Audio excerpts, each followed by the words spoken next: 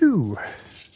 The following evening there was a performance of some sort at the Italian Opera. Ivan Andreyevich burst into the theatre like a bomb.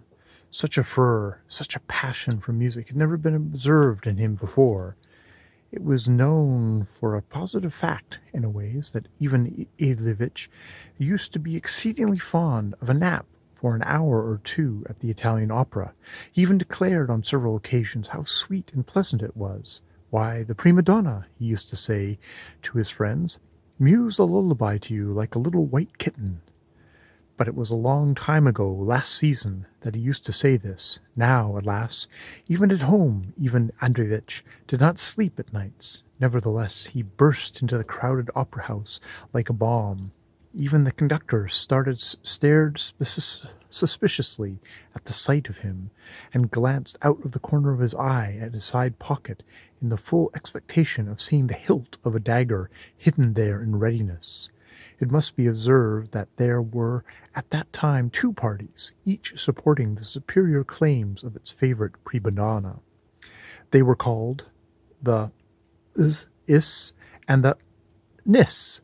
Both parties were so devoted to the music that the conductors actually began to be apprehensive of some startling manifestation of the passion for the good and the beautiful embodied in the two prima donnas.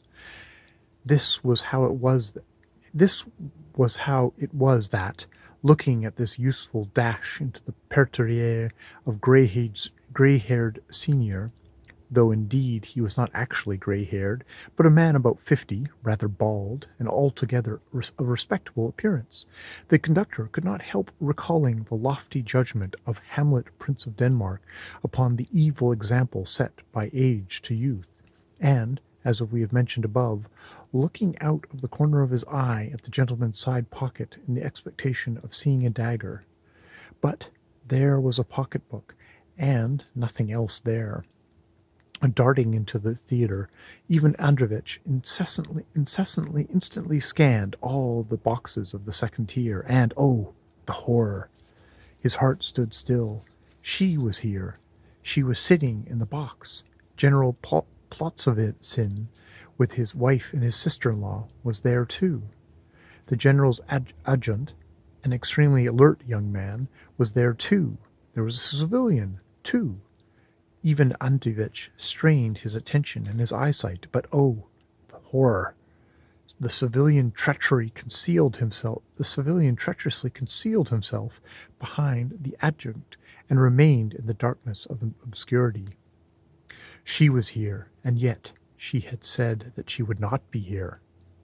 It was this duplicity that for some time displayed in every step Galfria Petrovna Glafria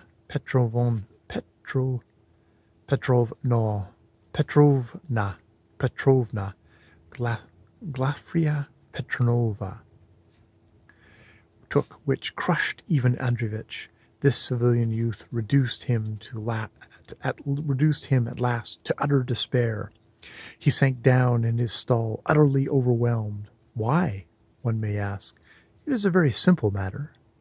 It must be observed that Ivan Andreyevich's stall was close to the Bagnon, and to make matters worse, the treacherous box in the second tier was exactly above his stall, so that to his intense annoyance he was utterly unable to see what was going on over his head, at which he raged and got as hot as a samovar.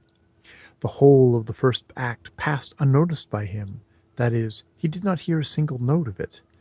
It is maintained that what is good in music is that musical impressions can be made to fit any mood. The man who rejoices finds joy in its strains, while he who grieves finds sorrow in it. A regular tempest was howling in Ivan Andreyevich's ears. To add to his vexation, such terrible voices were shouting behind him, before him, and on both sides of him, that Ivan Andreyevich's heart was torn. At last the act was over. But at the instant when the curtain was falling, our hero had an adventure such as no pen can describe. It sometimes happens that a playbill flies down from the upper boxes. When the play is dull and the audience is yawning, this is quite an event for them. They watch this They watch with particular interest the flight of the extremely soft paper from the upper gallery, and take pleasure in watching its zigzagging journey down to the very stalls, where it infallibly settles on some head which is quite unprepared to receive it. It is certainly very interesting to watch the embarrassment of the head, for the head is invariably embarrassed. I am indeed always in terror over the ladies' opera-glasses, which usually lie on the edge of the boxes. I am constantly fancying that they will fly down on some unsuspecting head, but I perceive that this tragic observation is out of place here, and so I shall send it to the columns of those newspapers which are filled with advice, warnings against swindling tricks, against unconscientiousness, hints for getting rid of beetles if you have them in the house, recommendations of the celebrated Mr. Principe, sworn foe of all the beetles in the world, not only Russian, but even foreign, such as the Prussian cockroach, and so on. But Ivan Androvitch had an adventure which has never hitherto been described.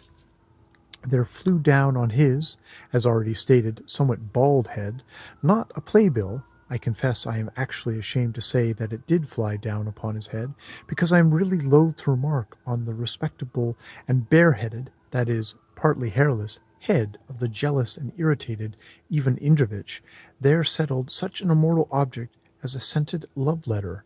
Poor Ivan Androvitch, utterly prepared for this unforeseen and hideous occurrence, started as though he had caught upon his head a mouse or some other wild beast. That the note was a love-letter, of that there could be no mistake. It was written on scented paper, just as love-letters are written in novels, and folded up so as to be treacherously small, so that it might be slipped into a lady's glove. It had probably fallen by accident at the moment it had been handed to her. The playbill might have been asked for instance, and the note, deftly folded in the playbill, was being put in her hands. But an instant, perhaps an accidental nudge from the adjutant, extremely adroit in his apologies for his awkwardness, and the note had slipped from a little hand that trembled with confusion, and the civilian youth, stretching out his impatient hand, received instead of the note, the empty playbill, and did not know what to do with it. A strange and unpleasant incident for him, no doubt, but you must admit that for Ivan Androvitch it was still more unpleasant. "Predestini," he murmured, breaking into a cold sweat, and squeezing the note in his hands. "Predestini! The bullet finds the guilty man." The thought flashed through his mind. "No, that's not right. In what way am I guilty? But there is another proverb, once out of luck, never out of trouble."